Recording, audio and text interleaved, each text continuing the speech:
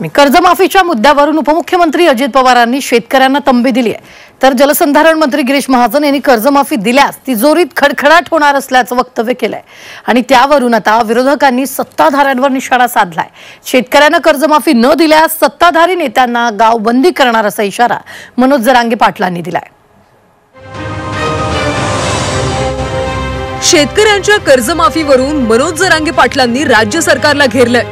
शेतकऱ्यांची कर्जमाफी न केल्यास सत्ताधारी नेत्यांना गावबंदी करणार असा इशाराच जरांगे पाटलांनी दिला।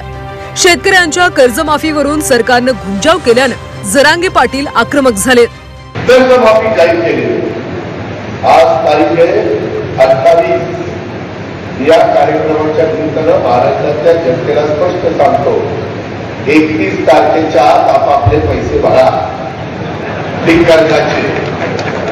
त्याच्यामध्ये जे काही सांगितलेलं होतं ते प्रत्यक्षात कृतीमध्ये येत नाही। अजित पवार म्हणत असतील की आम्ही कर्जमाफी देणार नाही, तर मग यांच्याकडे बघावं लागेल सगळ्या शेतकऱ्यांनी। आणि माझं तर म्हणणं आहे, शेतकऱ्यांनी यांना गावोगावी याच बंद करायला पाहिजे। जोपर्यंत हे शेतकऱ्यांची माफी करत नाहीत ना, पुढच्या काळात मला वाटतं आता मला तेही आंदोलन हातात घ्यावं लागणार आहे।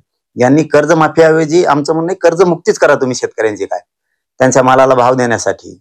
जर हे आता कर्जमुक्ती करणार नसली ते पुढच्या काळात यांच्यावर बघावं लागणार आहे आणि आम्ही बघणार, मग यांना गावात यायचं शेतकऱ्यांनी बंद करावं लागणार आहे। मला ती मोहीम सुरू करावी लागणार आहे। शेतकरी कर्जमाफीवरून अजित पवार यांनी केलेल्या वक्तव्यानंतर संजय राऊतांनी देखील त्यांच्यावर टीकास्त्र डागले।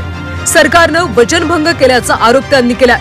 तसंच अजित पवारांच्या राजीनाम्याची मागणी देखील केली, तर शेतकऱ्यांची कर्जमाफी केल्यास राज्याच्या तिजोरीत खडखडाट होणार असल्याचं वक्तव्य गिरीश महाजनांनी केलंय। लाडक्या बहिणीने 21 रुपये देण्यापासून ते कर्जमाफीपर्यंत करणारच चवर जोर देऊन सांगत होते।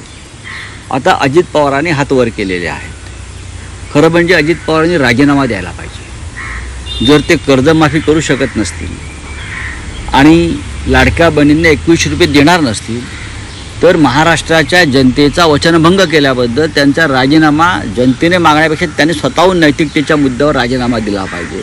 तर आता लाडक्या बहिणीच्यामुळे जवळपास 35-40 हजार कोटी रुपये दरवर्षी ते एक अतिरिक्त दायित्व आमच्यावर आलेलं आहे आणि त्यामुळे आता कर्जमाफी करावी आणि त्यामुळे मग राज्याच्या तिजोरीमध्ये खडखडाट होईल। पगार देणे सुद्धा मुश्किल होईल मला असं वाटतंय, असं झालं तर। त्यामुळे 1 वर्ष 2 वर्ष जर एकदा हा गाडा सुरळीत चालला राज्याचा, एकदा अर्थव्यवस्था जरा व्यवस्थित झाली की त्या संदर्भामध्ये मुख्यमंत्री आहेत, उपमुख्यमंत्री किंवा सरकार विचार करेल। अजित पवार यांनी केलेल्या वक्तव्यानंतर परभणीतले शेतकरी देखील आक्रमक झाले। सरकारचा निषेध म्हणून परभणी जिल्हाधिकारी कार्यालयासमोर काळी गुढी उभारत सरकारचा निषेध करण्यात आला। दरम्यान कर्जमाफीचा निर्णय न घेतल्यास तीव्र आंदोलनाचा इशारा देखील दिलाय। तुम्ही म्हणला होता आम्हाला मत द्या, आम्ही सत्तेवर आलो की 100 दिवसामध्ये शेतकऱ्याचा 7/12 पूर्ण कोरा करतो, परंतु तुम्ही दिलेला शब्द पाळला नाही। म्हणून आज सणासुदीच्या दिवसात सुद्धा तुमचा निषेध करण्यासाठी जिल्ह्यातील शेतकऱ्यांनी काळी गुढी उभारून तुमचा निषेध केलेला आहे। विधानसभा निवडणुकीपूर्वी महायुती सरकारनं शेतकरी कर्जमाफी करणार अशी घोषणा केली होती। महायुतीच्या जाहीरनाम्यात देखील कर्जमाफीचं आश्वासन देण्यात आलं होतं।